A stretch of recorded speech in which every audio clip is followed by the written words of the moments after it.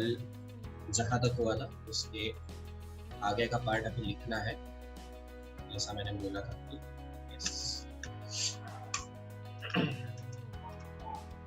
Okay, so we have already studied that tongue is a muscular organ. Okay, tongue ये muscular और fleshy organ है, and it is attached to the buccal cavity, floor of buccal cavity. ये एक word मैंने बताया था, शायद नहीं बताया था कल के लेक्चर में. It is attached to the floor of buccal cavity by frenulum. Okay, now what is frenulum? अगर तुम लोग टंग को ऐसा ऊपर करोगे, ऊपर की तरफ टंग को टच करोगे तो नीचे एक ऐसा स्ट्रक्चर, वर्टिकल स्ट्रक्चर देखने को मिलता है, एक छोटा फोल्ड की तरह स्ट्रक्चर दिखता है, right? So that fold-like structure is nothing but frenulum. So frenulum is a small fold or ridge of a tissue, also present between lips and gums. हमारे जो lips and gum है, ये ऊपर का जो lip है या नीचे का lip जो है, इसको ऐसा स्ट्रेच किया, ऊपर के lip को ऐसा स्ट्रेच किया, तो भी यहाँ पे तुम्हें एक फोल्ड दिखेगा छोटा सा, मतलब फील कर सकते हो तुम लोग, बहुत इजीली दिखता है. So that fold or ridge-like structure is called as frenulum. टंग के नीचे वाले की बात कर रहा हूँ मैं अभी यहाँ पे. Okay, so upper surface of the tongue, as we know, has certain projections which are called as papillae, and some papillae contain taste buds. कुछ papillae के ऊपर इस तरह से taste buds present होते हैं. Okay, why I have written some papillae? Because all papillae do not have taste buds. And one more interesting fact is that टंग के अलावा हमारे बकल कैविटी के अंदर के जो ऊपर का रीजन है, पैलेट रीजन, आई थिंक 2015 to 17 के बीच में कभी तो इसका डिस्कवरी हुआ था कि वहां पे भी टेस्ट बड्स प्रेजेंट है, हमें वहां पे भी टेस्ट का सेंस होता है. Okay, so what will do now is will just right it down quickly. Okay, last क्या लिखा था मुझे एक बार बताओ, लास्ट वाला पार्ट क्या लिखा है कल? सर वो dental formula of adult human. Dental formula of adult human. Sir आपने वो टूथ एनाटॉमी का डायग्राम बोला था. हाँ, डायग्राम ड्रॉ किया क्या बाकी लोगों ने? सबने किया डायग्राम?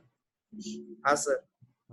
अगर डायग्राम ड्रॉ नहीं किया है तो आज टाइम है, ड्रॉ कर लो, क्योंकि इसके बाद, बिलीव मी, इसके बाद ये चैप्टर में बहुत सारे डायग्राम्स आने वाले हैं आगे, और वो टाइम टू टाइम तुम्हें ड्रॉ करना पड़ेगा, प्लस वो डायग्राम का तुम्हें प्रैक्टिस भी करना पड़ेगा, क्योंकि वो बहुत इंपॉर्टेंट है. प्रैक्टिस इसलिए, एग्जाम में ड्रॉ करने के लिए आते नहीं है, बट अगर ड्रॉ करने का प्रैक्टिस तुम लोग करोगे तो तुम्हें वो स्ट्रक्चर बाय हार्ट हो जाता है. Okay, if you practice drawing the diagram, हमें क्या है ना, पिक्टोरियल मेमोरी हमारा बहुत स्ट्रांग होता है, तो जितना तुम लोग ड्रॉ करते रहोगे, जितना ड्राइंग का प्रैक्टिस करोगे डायग्राम्स का, उतना वो स्ट्रक्चर जो है वो तुम्हारे दिमाग में फिट होता जाएगा. बिलीव मी, बायोलॉजी अगर तुम लोग को आगे कंटिन्यू करना है, you must be able to draw diagrams. Okay, तुम्हें अभी वो तुम्हारे दिमाग में जो भी फियर रहेगा कि सर मुझे नहीं ड्रॉ करने आता, मेरा ड्राइंग अच्छा नहीं है, सब फियर छोड़ दो, जैसा आता है वैसा ड्रॉ करो, atleast start drawing diagrams. Okay, so अगर ये टूथ एनाटॉमी का अभी तक नहीं किया है, प्लीज ड्रॉ करो टूथ एनाटॉमी का डायग्राम, और आगे इस चैप्टर में बाकी भी डायग्राम्स आने वाले हैं, will draw those diagrams slowly. So next heading दो अभी, buccal cavity. Sir buccal cavity heading दे दिया था क्या पहले, टूथ के पहले? नहीं. नहीं दिया था ना? हाँ सर, दिया था. आई थिंक दिया रहेगा कहीं पे बकल कैविटी. हाँ सर, हो गया. हाँ सर दिया है. हाँ दिया है ना? ठीक है, तो टूथ के नीचे फिर टंग हेडिंग दो. टंग हेडिंग देके ये पॉइंट्स लिखो इसमें वन बाय वन. सिद्धि कुछ तो बोल रही थी, बोल. सर डेंटल फॉर्मूला के बाद में ही ना? हाँ, डेंटल फॉर्मूला के बाद में टंग हेडिंग देके राइट डाउन दीस पॉइंट्स, जैसा यहाँ पे दिख रहा है ना वैसा लिखो, और ये जो ऊपर ऐसे फ्लोटिंग इसमें दिया है मैंने, वो फ्रेनुलम के आगे ब्रैकेट में लिख के रखो, स्मॉल फोल्ड और ridge of a tissue. Okay, so next part, ये भी हम लोगों ने पढ़ा था. Next part is pharynx. Yes, pharynx acts as a common passage for food and air. Okay, अब pharynx के बारे में एक इंटरेस्टिंग चीज, हमें इतना तो मालूम है कि नोज में से ये जो नेजल पैसेज है, नेजल पैसेज अंदर जाके pharynx में ओपन होता है, बकल कैविटी भी अंदर जाके pharynx में ओपन होता है.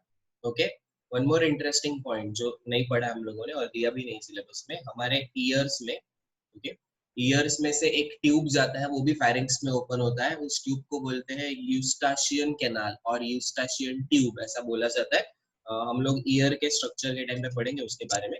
यूस्टाशियन कैनाल का काम होता है to maintain the pressure in ears, तुम्हारे कानों में प्रेशर मेंटेन करने का काम वो करता है। I will give you an example. गाड़ी में अगर तुम लोग कभी कार में तेज जा रहे हो और विंडो अचानक से खोल दिया या फिर विंडो के बाहर ऐसा सर निकाल दिया, तो एक कानों में प्रेशर सा फील होता है हवा का, बराबर है, हवा का दबाव, एक प्रेशर अपने को फील होता है ईयर्स के अंदर। एंड जब हम लोग इसको निगलते हैं, सलाइवा को निगलते हैं, इस तरह से जब निगलते हैं तो वो प्रेशर रिलीज होता है, पॉप हो जाता है वो सडनली, बराबर है। इस क्यों होता है ऐसा? क्योंकि ये फेरिंग्स में, माउथ में, मतलब बकल कैविटी का पार्ट, नेजल पैसेज का पार्ट एंड यूस्टाशियन कैनाल, ये तीनों वहां पे ओपन होते हैं, ये तीनों कनेक्टेड है वहां पे। ओके, सो ये तीनों बेसिकली हमारे हेड रीजन में एयर प्रेशर मेंटेन करने का काम करते हैं, स्पेशली ईयर रीजन में कानों में प्रेशर मेंटेन करने का काम करते हैं। क्योंकि अगर कानों में प्रेशर बढ़ गया एयर का तो तुम्हें कुछ भी सुनाई नहीं देगा, ये पूरा ब्लॉक हो जाएगा and you will not be able to hear anything. Okay, then we have seen that esophagus and trachea open into pharynx. yes, दोनों ट्यूब्स है नीचे से, esophagus and trachea मैंने कल ही बताया था। आगे का जो ट्यूब होता है वो होता है trachea, that is wind pipe, and उसके पीछे की तरफ प्रेजेंट होता है pharynx। ओके, सॉरी, उसके पीछे की तरफ प्रेजेंट होता है esophagus, that is food pipe. So opening of trachea is called as glottis. Yes, कल देखा हम लोगों ने, trachea के opening को बोलते हैं glottis, and इस glottis को cover करने वाला जो flap like structure होता है, इसको हम लोग बोलते हैं epiglottis. Okay, epiglottis क्या करने वाला है? It is going to guard the opening. glottis का जो opening है उसको guard करेगा, protect करेगा. It will not allow food to enter into the windpipe. Okay, कौन नहीं करेगा food को enter करने को? Epiglottis. Now, epiglottis closes during deglutition. Deglutition is nothing but swallowing. Okay, swallow करते time वो close होगा epiglottis, which will prevent the entry of food in trachea, जिसकी वजह से food का trachea में entry नहीं होगा। लास्ट वाला जो पार्ट होता है, लोअर पार्ट pharynx region का, उसको हम लोग बोलते हैं ओरोफैरिंक्स। ओके, और pharynx का जो ऊपर वाला पार्ट होता है उसको बोला जाता है नेजोफैरिंक्स। नाक से, नाक के पास में है, नेजल रीजन के पास में, इसलिए उसको नेजोफैरिंक्स बोलते हैं। नीचे वाला ओरल कैविटी के पास में आता है, इसलिए उसको ओरोफैरिंक्स बोला जाता है, which opens into esophagus। यहाँ से वो फेरिंग्स किधर ओपन होने वाला है? ईसोफैगस में ओपन होने वाला है। Okay, so yes, just give heading pharynx and write down these points one by one। यहाँ पे डिग्लूटेशन वर्ड जो है इसका मीनिंग कहीं पे लिख लेना उधर ही ब्रैकेट में, इट मींस swallowing। ओके, तो ये सारे पॉइंट्स अभी जिस तरह से मैंने लिखे उसी तरह से लिखो one by. Done? Yes, sir. Sir. Okay, चलो नेक्स्ट पार्ट पे चलते हैं। अभी यहाँ तक हमारा हो चुका था, कल इधर तक का एक्सप्लेनेशन हमारा हो चुका था। Now let us see the Sir, deglutition मतलब? डिग्लूटेशन मतलब swallowing, Okay. निगलना, swallowing। yes, okay, so now pay attention, इधर देखो, this is the structure of internal organs, not only digestive system but बाकी organs भी यहाँ पे दिखाया गया। हम लोग digestive system के ऊपर फोकस करेंगे अभी के लिए यहाँ पे। so if you look at this particular part, ये वाला रीजन अगर तुम लोग देखोगे, so this is pharynx। okay, ये pharynx का पार्ट है पूरा। एक second, this whole region is pharynx। yes, ये दिख रहा होगा नेमिंग तुम लोगों को। अपर रीजन, इसको हम लोग बोलते हैं नेजोफैरिंक्स, अपर रीजन को, and this is oropharynx. Okay, nasopharynx and oropharynx. Now ये फैरिंक्स जो है ये ओपन होगा इस ट्यूब में, and this tube is nothing but our oesophagus. Okay, food pipe और ईसोफैगस है, इसमें ये फेरिंग्स बाद में जाके ओपन होने वाला है। इसके आगे, ईसोफैगस के आगे फ्रंट साइड में, as you can see, there is another tube which is nothing but trachea. Okay, trachea है जो आगे जाके लंग्स में एंटर करता है, और ट्रैकिया के पीछे होता है हमारा food pipe. Now this food pipe oesophagus runs through the neck, पूरे नेक रीजन में से आता है, then it passes from approximately central region of your lungs or rib cage, okay, उसके सेंट्रल पार्ट में से आएगा। एंड नीचे की तरफ if you can see here there is this horizontal line, ऐसा एक हॉरिजॉन्टल लाइन दिखाया गया है, this is called as diaphragm. Okay, diaphragm का मतलब है पर्दा। तो लंग्स के नीचे की तरफ एक छोटा सा पतला एक पर्दे जैसा स्ट्रक्चर होता है जिसको हम लोग बोलते हैं diaphragm. Now this diaphragm helps in breathing.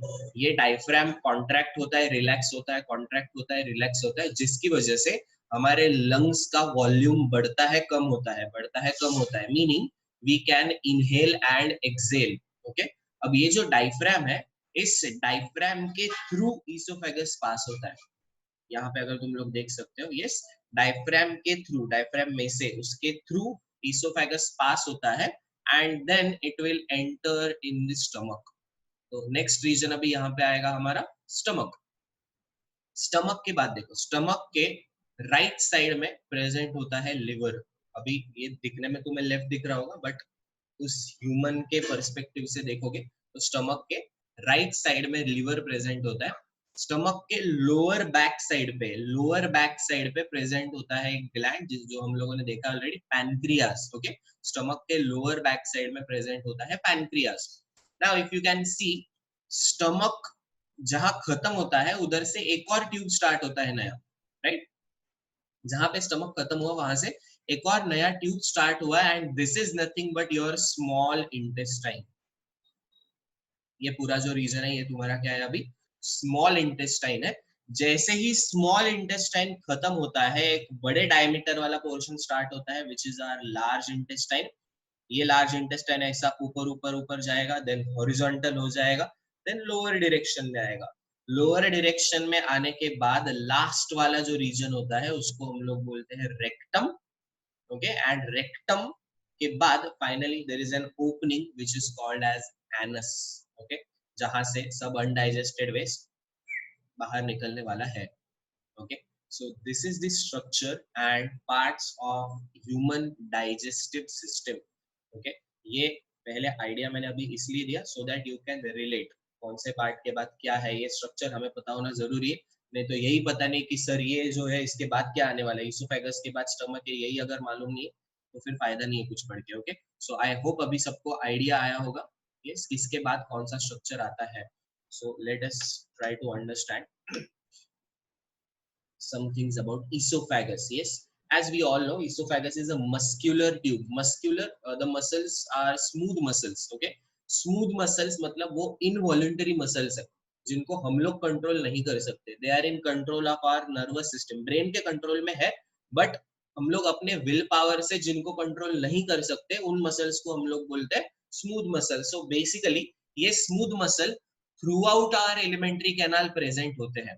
Okay, क्योंकि एलिमेंट्री कैनाल के थ्रू फूड का जो भी मूवमेंट होने वाला है, whatever the movement is taking place cannot be controlled by our own will, we cannot control that movement, बराबर है?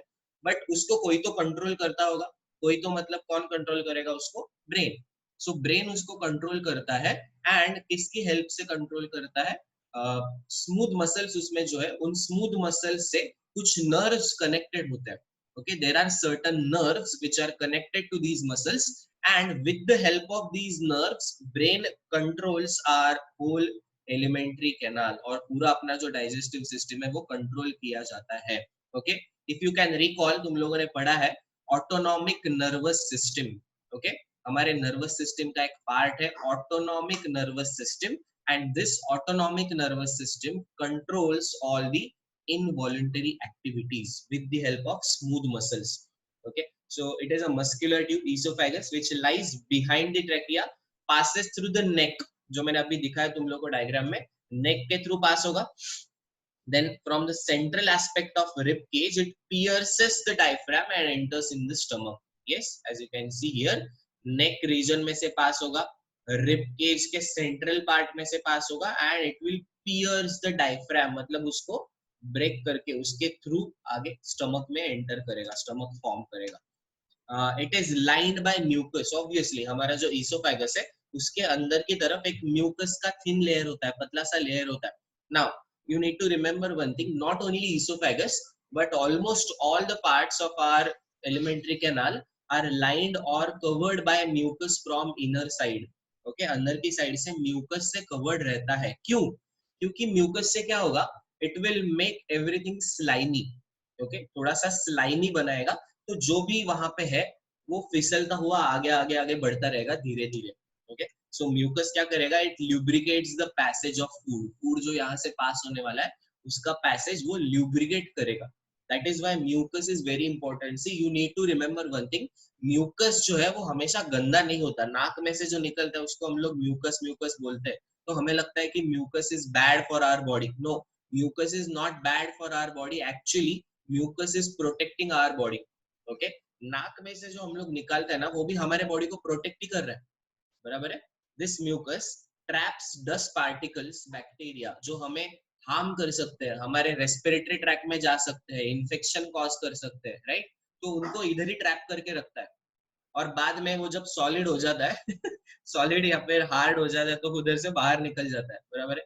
या फिर अंदर ऐसा अजीब सा सेंसेशन आता है, गुदगुदी जैसा सेंसेशन आता है, फिर तुम्हें छींक आती है और वो बाहर निकल जाता है, right. So this is our protecting system, protection system. ये हमारे बॉडी को प्रोटेक्ट करता है। So mucus is not bad thing. Okay तुम्हारे अंदर भी बहुत सारे पार्ट्स में म्यूकस प्रेजेंट होता है। ओके आई होप ये समझ में आया होगा। सो गोपाल ने हैंड रेस किया था बीच में। गोपाल विचारायचं का काही तुला? हा सर. बोला.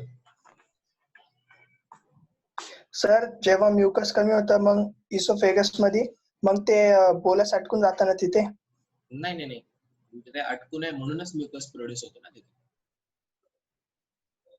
हा ना सर, म्हणजे कमी झालं तर त्याच्यामुळे ते अटकतं ना. हा मग गिळायला त्रास होऊ शकतो त्याचा. हा सर तेच. If mucus production reduces, you will feel difficulty in swallowing the food. Food swallow करने में difficulty आ सकता है. अभी food swallow करने के में difficulty के पीछे अलग अलग reasons हो सकते हैं.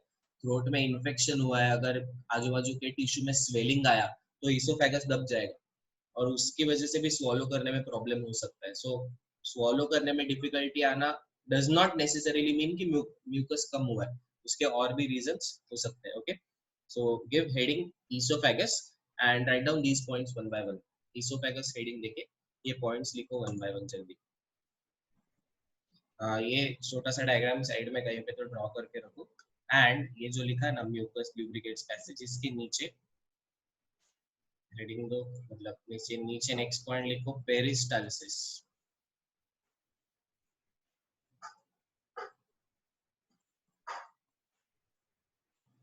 Peristalsis slash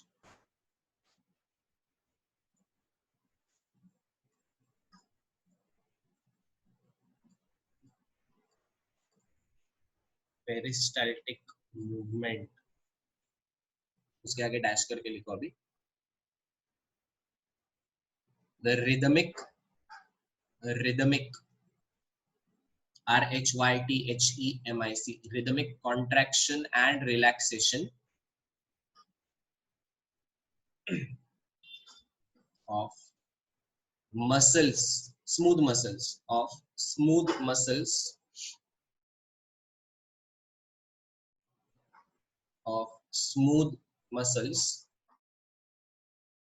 of the alimentary canal is called peristalsis.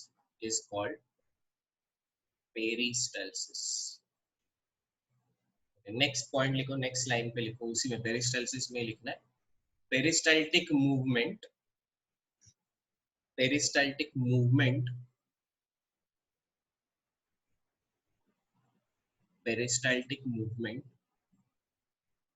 takes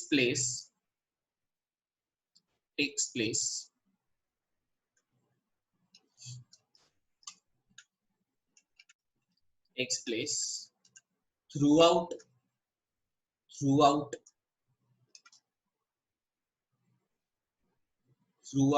the alimentary canal, which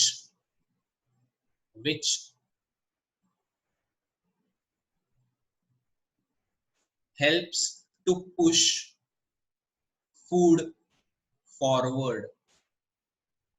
Now pay attention. Next part of our digestive system, next part in our alimentary canal, esophagus के बाद आता है stomach. Okay, now stomach का location किधर है? It is located at the upper left portion of our abdominal cavity. Okay, हमारे body में ना ये वाला जो रीजन होता है जिसमें लंग्स प्रेजेंट है हमारे, इसको बोलते हैं thoracic cavity.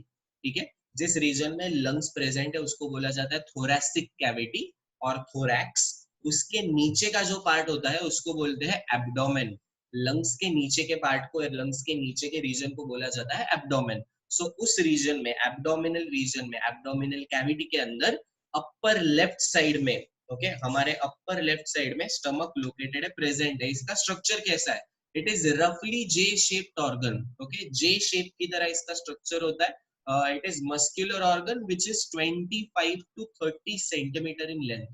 Okay, 25 to 30 centimetre तक ये इसका लेंथ हो सकता है. upper region of the stomach is called cardia or cardiac, and lower region of the stomach is called as pylorus or pyloric region. Okay, ये दो रीजन के नाम है, वो सिर्फ याद रखने. अपर रीजन स्टमक का जो होता है उसको बोला जाता है कार्डियक और कार्डिया, एंड लोअर रीजन को हम लोग बोलते हैं पाइलोरस या फिर pyloric region. Now if you can see here in this image, एक सेकेंड, यस, यहाँ पे देखोगे तो तुम्हें क्लियरली देखने को मिलेगा this upper region. Okay, this upper region is called as cardia or cardiac. अब ये जो कार्डिया है ना, उसके और ऊपर की तरफ एक ऐसा बल्जिंग दिखता है, एक ऐसा थोड़ा सा और ऊपर गया हुआ रीजन है, उसको बोला जाता है फंडस. ओके, उस रीजन को हम लोग बोलते हैं fundus. Now after fundus the bigger part, ये जो बीच में पूरा रीजन है, this whole region is called as body of the stomach. Okay, इस पूरे रीजन को हम लोग बोलते हैं body. If you can see, रफली जे शेप में है ये, है ना, इंग्लिश अल्फाबेट जे के शेप में ये स्टमक है हमारा. बॉडी जो है, इस बॉडी में एक्चुअली डाइजेशन का काम होगा, इस रीजन में पूरे डाइजेशन का काम चलेगा. अब यहाँ पे अगर तुम लोग देख सकते हो स्टमक के डायग्राम में, एक्सटर्नली तुम्हें दो और फीचर्स इसमें देखने को मिलेंगे. ये वाला जो पार्ट है, it is called as lesser curvature, मतलब कर्व्ड है बट कम कर्वेचर वाला पार्ट है. और ये रीजन अगर देखोगे तो इधर बड़ा कर्वेचर है, इसलिए इसको बोला गया है greater curvature. Okay, so here you will see lesser curvature and here you will see greater curvature. The lower region of the stomach, जैसा मैंने बोला, लोअर रीजन को हम लोग क्या बोलते हैं? पाइलोरस या फिर पाइलोरिक रीजन. ओके, ये जो पाइलोरस या पाइलोरिक रीजन है, इसका एंड वाला जो पार्ट होता है उसको बोलते हैं पाइलोरिक कैनाल. इसको क्या बोला जाएगा?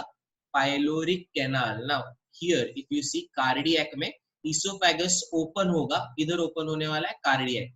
Okay, esophagus will open into cardiac and stomach will open into another tube which is nothing but small intestine. stomach का आगे continuation क्या है? small intestine. but stomach में food किधर से आने वाला है? ऊपर से esophagus में से food आएगा. अब very important point, esophagus में से जब stomach में food जाता है तो उस फूड के एंट्री एग्जिट को रेगुलेट करने के लिए, उसको कंट्रोल करने के लिए एक मसल प्रेजेंट होता है, सर्कुलर मसल वहां पे प्रेजेंट होता है, जिसको हम लोग बोलते हैं स्फिंक्टर मसल. क्या बोलते हैं उसको? Sphincter muscle. If you look at this word sphincter muscle. Okay, ये जो स्फिंक्टर मसल है, ये दो जगह पे प्रेजेंट है इधर स्टमक में, एक स्टमक के एंट्री पॉइंट पे और दूसरा स्टमक के एग्जिट पॉइंट पे. ओके, एंट्री पॉइंट पे जो प्रेजेंट होता है उसको बोला जाता है लोअर इसोफेजियल स्फिंक्टर, और it is also called as cardiac sphincter. Okay, इसको लोअर इसोफेजियल स्फिंक्टर बोलते हैं या फिर इसको कार्डियक स्फिंक्टर भी बोलेंगे. क्यों? क्योंकि ये कार्डियक रीजन है स्टमक का, कार्डियक रीजन के पास में प्रेजेंट है, इसलिए उसको कार्डियक स्फिंक्टर भी बोला जाता है. अब इस स्फिंक्टर का काम क्या होता है? इसोफेगस से फूड आया स्टमक में. ओके, इसोफेगस से स्टमक में फूड आएगा. अब stomach is also a muscular organ, right? Stomach के जो मसल्स है वो फूड को चर्न करने का काम करते हैं, उसको मस्त ऐसा मिक्स करने का काम करते हैं. स्टमक के अंदर ये सब घूम रहा है फूड. अब ऐसा हो सकता है कि स्टमक से ये वापस ऊपर इसोफेगस में चला गया, बराबर है?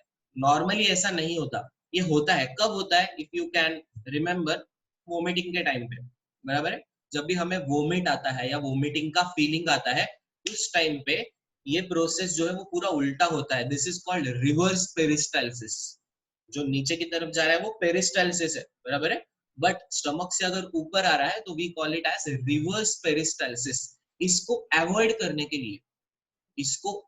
करने के लिए ये कार्डियक स्फिंक्टर मसल काम करता है। It will not allow food to go from stomach to oesophagus, meaning it will not allow back flow of the food. Okay, food को वापस ईसोफेगस में नहीं जाने देगा। हाँ, बट अभी अगर तुम लोगों ने बहुत कुछ खाया है, बहुत ज्यादा खा लिया है, तो वो स्फिंक्टर मसल तुम्हें बचा नहीं सकता, फिर वोमिटिंग होने ही वाला है। Okay, so this cardiac sphincter will regulate the entry of food, and this second sphincter pyloric sphincter इसको बोलते हैं। पाइलोरिक क्यों? क्योंकि पाइलोरस रीजन के एंड में वो प्रेजेंट है। Okay, it is present at the end of pylorus region, so we call it as pyloric sphincter. Now this pyloric sphincter controls the exit of food from stomach. Okay, food अभी हम लोग जैसे ही खाते हैं वो oesophagus में से फटाफट स्टमक तक पहुंच जाता है। स्टमक से इमीडिएटली वो स्मॉल इंटेस्टाइन में नहीं जाएगा। It will stay in your stomach for let's say 1 our, 1-1.5 घंटे तक वो स्टमक में रहता है। ओके, ताकि उसमें डाइजेशन हो। डाइजेशन ही नहीं हुआ तो फिर कुछ फायदा ही नहीं है, बराबर है? तो वो स्टमक में रहना चाहिए, इसलिए वहां पे पाइलोरिक स्फिंक्टर है। सो आफ्टर सम स्टिम्युलाई, कुछ स्टिम्युलस उसको जैसे ही मिलेगा तब वो पाइलोरिक स्फिंक्टर ओपन होगा and then food will go from stomach to small intestine. Okay, तो ये जो दोनों स्फिंक्टर मसल है, इन दोनों स्फिंक्टर मसल्स का काम होता है to regulate entry and exit of food to and from stomach. समझ में आया? ओके, नेक्स्ट पार्ट अगर तुम लोग यहाँ पे देखोगे, एक और वर्ड है यहाँ पे पाइलोरिक एंट्रम। एंट्रम का मतलब है कैविटी और स्पेस, एम्प्टी स्पेस। ओके, इसको बोला गया पाइलोरिक एंट्रम। पाइलोरिक रीजन में जो स्पेस है उसको पाइलोरिक एंट्रम बोलते हैं। अभी तुम्हें यहाँ पे ना बहुत अजीब अजीब नाम दिख रहे होंगे, don't worry about that, we are going to study about these later. जैसे पूरा हम लोग डाइजेस्टिव सिस्टम का स्ट्रक्चर खत्म करेंगे, क्या क्या है उसमें वो पढ़ेंगे पहले, then will go to the internal structure. Okay, फिर उसके बाद हम लोग इंटरनली क्या होता है वो देखेंगे। ये जो दिखाया है ये इंटरनल स्ट्रक्चर है, we'll see that internal structure later. Okay, so I hope ये स्टमक का स्ट्रक्चर समझ में आया होगा। फिर से एक बार बता रहा हूँ, ध्यान दो यहाँ पे। Stomach, oesophagus opens in the stomach एक रीजन में जिसका नाम है कार्डिया या फिर कार्डियक। कार्डियक के अपर लेफ्ट साइड में एक एलिवेटेड पार्ट होता है जिसको हम लोग बोलते हैं fundus, and then there is the bigger part of the stomach which is called as body.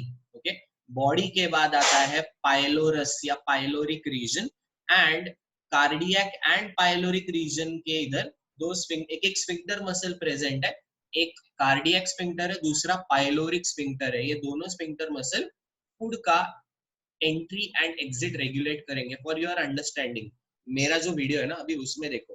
Okay, so it is something like this. ये मसल कुछ किस तरह से दिखता है, हाँ, समथिंग लाइक दिस। तो जब ये ओपन होगा, ये इस तरह से ओपन होगा and food will enter inside. ये क्लोज होगा तो कुछ भी इसमें एंटर नहीं कर पाएगा। आई होप तुम्हें ये दिख रहा होगा। ये ओपन हो गया तो अंदर आएगा, क्लोज हो गया कुछ नहीं अंदर आ पाएगा। तो इस तरह से ये सर्कुलर मसल काम करते हैं, sphincter muscles. This is how they regulate entry and exit of food, something like this. ये इस तरह से ओपन हो जाएगा, क्लोज हो जाएगा, ओपन होगा, क्लोज होगा। ओके, आई होप ये वाला पार्ट समझ में आया होगा। Now very important thing, stomach में जो डाइजेशन होता है उसमें कौन हेल्प करेगा? तो स्टमक में there are many glands which are called as gastric glands. Okay, बहुत सारे glands stomach के अंदर present होते हैं, gastric glands. Gastric glands release certain fluids जिनको combined हम लोग बोलते हैं gastric juice. Okay, the fluids released by gastric glands are called as gastric juices. Okay, उसके डिटेल्स हम लोग देखेंगे बाद में, जब डाइजेशन का पार्ट पढ़ेंगे उस टाइम पे मैं डिटेल्स बताऊंगा। अभी के लिए सिर्फ इतना याद रखो, स्टमक के अंदर there are gastric glands and these gastric glands secrete or release certain fluids which are going to help in the digestion of food. Okay, yes, so pay attention now. Stomach ka upper region or upper part, just a second, upper region or upper part is called cardia, and it esophagus opens into this cardiac region which also has cardiac sphincter जिसका काम होता है to prevent the backflow of food. Okay, अब backflow के लिए ना एक और word है, it is also called as regurgitation. Regurgitation ये word का meaning मालूम है क्या किसी को? Have you ever heard this word regurgitation? सुना है पहले कभी? जिंदगी में पहले कभी नहीं सुना। नहीं सुना है, वेरी गुड। सुना नहीं है बट ये सबने देखा होगा. Let me tell you regurgitation. You might have seen cows and buffalo sitting on the road. रास्ते में बीच में कहीं पे बैठे रहते हैं और बैठे बैठे उनका ऐसा चालू रहता है ना, काउज एंड बफेलोज. तो वो क्या करते हैं, cows and buffaloes, yes, these cows and buffaloes eat, फटाफट खा लेते ठूस लेते, ठीक है. वो जो भी खाना खाएंगे थोड़ा सा चबाएंगे और अंदर निकल जाएंगे. बाद में जब भी उनको टाइम मिलेगा वो एक जगह पे बैठ जाएंगे मस्त, और बैठे बैठे क्या करना है कुछ काम, तो अंताक्षरी नहीं खेलेंगे. वो अभी क्या करेंगे, जो भी खाया है वो सब वापस बाहर निकालेंगे. ओके, स्टमक के ना उनके पार्ट्स होते हैं, जैसा हमारा एक ही स्टमक है सिंगल, वैसा उनका नहीं होता. उनके स्टमक के पार्ट्स होते हैं, तो एक पार्ट में वो स्टोर करके रखते हैं, उधर से वापस ऊपर लेके आते हैं. तो दैट इज रिवर्स पेरिस्टाल्सिस. इसी को हम लोगों ने बोला है रिगर्जिटेशन. मराठीमध्ये त्याला रवंथ करणे म्हणतात. रवंथ मे बी हा वर्ड तुम्ही ऐकला असेल. सो रिगर्जिटेशन में ऐसा काऊ बफेलो ऐसा बैठा रहता है इधर, ऐसा ऐसा चालू रहता है. उनके सामने कुछ नहीं, खाना वाना कुछ नहीं है, बट फिर भी वो ऐसा करते रहते हैं. क्या कर रहे हैं वो, जो भी अंदर उन्होंने ठूस के रखा है वो बाहर निकाल के वापस उसको चबा रहे. चबाने के बाद फिर से उसको निगल जाते हैं और देन उसका डाइजेशन होता है. बहुत अजीब सिस्टम है बट है ऐसा ही है. और ये सिस्टम एग्जिस्ट करता है काउज बफेलोज ऐसे mostly grazing animals. Okay, so this process और बैकफ्लो जो होता है उसको हम लोग बोलते हैं regurgitation of the food from stomach to oesophagus. Stomach से वापस ईसोफेगस में नहीं जाना चाहिए. ये कौन देखेगा, इसका ध्यान कौन रखेगा, cardiac sphincter. Okay, then next part क्या है इधर, fundus, which is a dome shaped region above the left of the cardia. Cardia के लेफ्ट साइड में, अपर लेफ्ट साइड में एक डोम शेप पार्ट है जो है funds. then the body which is central portion which stores the food. okay, temporary food को store करेगा थोड़ा डाइजेशन होने तक. then last region is pylorus which is the posterior region. okay, posterior मतलब back ऐसा कंसीडर कर सकते हो, स्टमक का एंड वाला पार्ट. एंड वाले रीजन में एक स्मॉल ओपनिंग है जो डिओडेनम में ओपन होने वाला है. And this opening is guarded by pyloric sphincter. Now duodenum क्या है, duodenum is a part of small intestine. Okay, पढ़ने वाले उसके बारे में भी हम लोग. स्टमक का खत्म करने के बाद स्मॉल इंटेस्टाइन पे जाएंगे. पाइलोरिक स्फिंक्टर, द लास्ट वाला pyloric sphincter guards this opening. और क्या करने वाला है वो, इस ओपनिंग से फूड का एग्जिट रेगुलेट करेगा या फूड का एग्जिट कंट्रोल करेगा. नाउ स्टमक के काम क्या क्या है देखो, temporarily it will store the food. It also has gastric glands which help in the digestion of proteins. Okay, gastric glands में से जो enzymes या फिर जो भी चीजें हैं वो प्रोटीन को ब्रेक डाउन करने में हेल्प करेगी. कैसे, किधर, वो हम लोग डिटेल में देखेंगे, don't worry. It also helps to churn the food. उसको गैस्ट्रिक जूसेस के साथ अच्छे से मिक्स करने में भी हेल्प करता है. एंड यस, वही पता है. Okay, so yes, now just give heading stomach. Stomach heading दो, और ये लिखने से पहले ये डायग्राम बहुत सिंपल है. अच्छा रो मत, अभी डायग्राम में दिखाता हूँ. अब भी ड्रॉ कर. अभी ये जो दिख रहा है इधर कैसा ड्रॉ करना है मैं बता रहा हूँ. देखो इधर बहुत सिंपल है. दिस इज ईसोफेगस, ये हो गया फंडस, डन. इसको यहाँ से लेके आओ.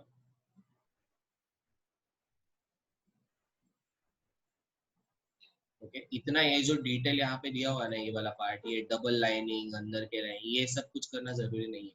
ठीक है, सिंपल आउटलाइन अपने को चाहिए अभी के लिए. So that only will do. ये बहुत खराब दिख रहा है एक्चुअली, ऐसा मत करो. शेप इसकी तरह ही रहने दो तुम्हारे डायग्राम में. यहाँ से तुम लोग ऐसा ये स्फिंक्टर ड्रॉ कर सकते हैं.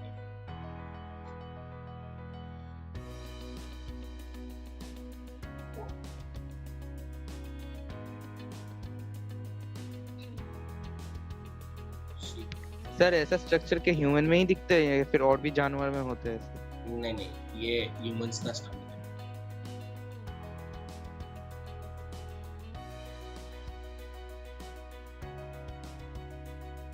सर लेबलिंग किस चीज का करना है? सब कुछ ये वाला पार्ट छोड़ के जो मैंने सर्कल किया है वो वाला पार्ट छोड़ के बाकी सब कुछ लेबल करना है। जैसे this region will be labeled as lesser curvature.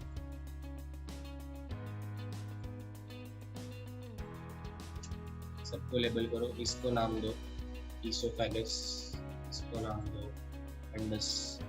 इस रीजन में ऐसा डॉटेड लाइन बनाओ और इसको नाम दो कार्डियक। देन इस रीजन को नाम दो बॉडी। यहाँ पे भी तुम लोग ऐसा एक रीजन बना सकते हो। ओके, इसको नाम दो pyloric antrum. Antrum means cavity. इसको नाम दो पाइलोरिक स्फिंक्टर। इसको नाम दो लोअर इसोफेजियल स्फिंक्टर। और क्या बोला था मैंने? Cardiac sphincter. इसको लेबल कर सकते हो तुम लोग ग्रेटर कर्वेचर।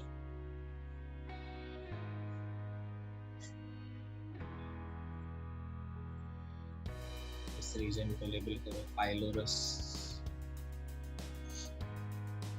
इसको लेबल करो स्मॉल इंटेस्टाइन या फिर डिओडेनम लिखा तो भी चलेगा। ओके, डायग्राम के नीचे अभी ये पॉइंट्स लिखो वन बाय वन फटाफट। चलो, write down these points. Next point wise ये लिखो। Next सब हेडिंग दो कार्डिया और उसके डिटेल्स। हो गया? डन? Yes, sir. नेक्स्ट ये भी पॉइंट्स लिखो तुम लोग।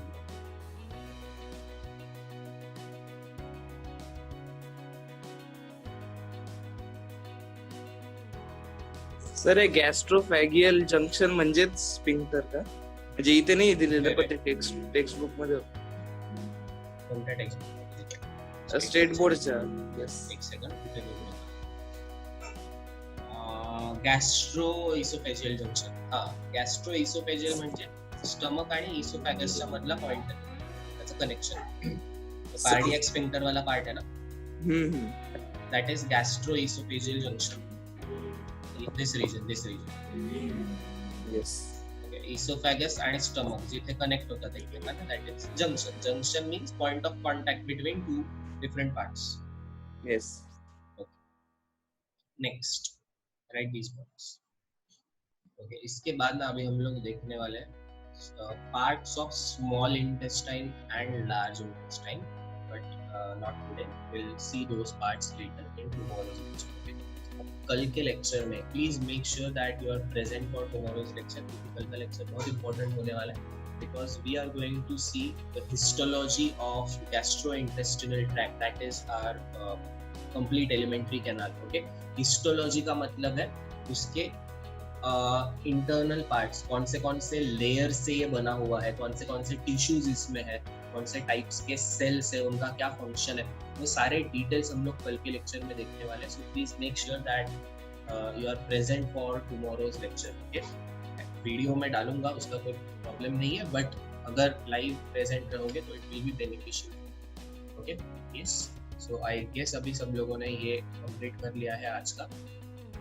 ये जो स्टमक का डायग्राम है, स्टमक का डायग्राम एक और बार ड्रॉ करने की प्रैक्टिस करो नोटबुक में कहीं पे. तो इफ पॉसिबल तुम्हारे 10th के नोटबुक्स अगर बचे ना तुम्हारे पास, I will just give you simple suggestion. 10th के अगर कुछ नोटबुक्स बचे हैं तो उसके ना रिमेनिंग पेजेस जो है वो फाड़ लो. अभी कुछ काम के नहीं है, वो जो बचे हुए पेजेस है ना वो निकाल लो और सारे पेजेस एक साथ करके उसको स्टेपल कर दो. ओके, स्टेपल करना पॉसिबल नहीं है, बेस्ट पार्ट एक सुई धागा ले लो और उसको सील दो पूरा, एक रफ नोटबुक बन जाएगा तुम्हारा. ओके, उसमें क्या करना है, उसमें डायग्राम की प्रैक्टिस करो. डायग्राम की प्रैक्टिस या फिर जो डिफिकल्ट वर्ड्स है, प्रोनाउंस करने में डिफिकल्ट जा रहे हैं, वो वर्ड्स लिख के उनका प्रैक्टिस करो. This will definitely help you a lot. Okay, क्योंकि ये मैं करता था जब मैं 11th-12th में था. हमारा एक डायग्राम का अलग से बुक था और वर्ड्स लिखने का भी अलग से बुक था. So I would also suggest you to do that. जो डिफिकल्ट वर्ड्स है उसका लिखने का प्रैक्टिस और डायग्राम का प्रैक्टिस. मैं बोलूंगा नहीं अभी कि नया नोटबुक लाके खरीदो. नया नोटबुक खरीद के लाओ, कोई फायदा नहीं है उसमें. Don't waste your money buying new notebooks. जो 10 का बचा हुआ है उसके पेजेस फाड़ लो, सिंपली स्टेपल करो. स्टेपल नहीं होने वाला बहुत बड़ा अगर बंच बनता है तो उसको सील दो. सिंपल. ठीक है, घर पे कर सर सकते वही हो. इस्तेमाल कर रहा था मैं अब तक, वेरी गुड, वेरी गुड. और उसको क्योंकि बंद क्लास करने के लिए 10 में cellotape- क्लास 10 में नोटबुक तो स्कूल में लेकर जाता था लेकिन कुछ लिखता नहीं. लिखा नहीं. अब काम में आता है. Very good. तो इसको बंद करने के लिए तुम लोग सेलोटेप लगा सकते हो उसके ऊपर. तो वो स्टेपलर का पेज शायद लगेगा नहीं. ये घर पे कर सकते हो easily. Okay, please do that and practice the diagrams. कौन सा डायग्राम? अभी सेल डिवीजन के भी डायग्राम्स हम लोगों ने ड्रॉ किए थे, बराबर है. अलग अलग फेज का अलग अलग डायग्राम था. वो भी डायग्राम्स ड्रॉ करने का प्रैक्टिस करो. स्टमक का डायग्राम भी ड्रॉ करने का प्रैक्टिस करो. ओके, सो ठीक है, चलो विल सी नाउ. सर पहले जो चैप्टर Yes. में पहला चैप्टर आपने जो पढ़ाया था ना वो सेल सेल का, चैप्टर, हाँ वहाँ पर जो सेल के डायग्राम्स थे वो भी क्या? वो भी कर सकते हो प्रैक्टिस. हाँ, कोई तो और कुछ बोल रहा है. हाँ, बोल. सर वो चांस फूड का मीनिंग क्या है? चर्न मतलब उसको अच्छे से मिक्स करता है गैस्ट्रिक जूस के साथ. मतलब डाइजेशन के लिए, मतलब प्रोसेस नहीं है. प्रोसेस. Okay, thank you. ठीक है, चलो. So will stop here today and will continue the next part in tomorrow session. Okay, so bye bye. Have a good day. Bye sir. Bye, sir. Thank you, sir. Bye sir.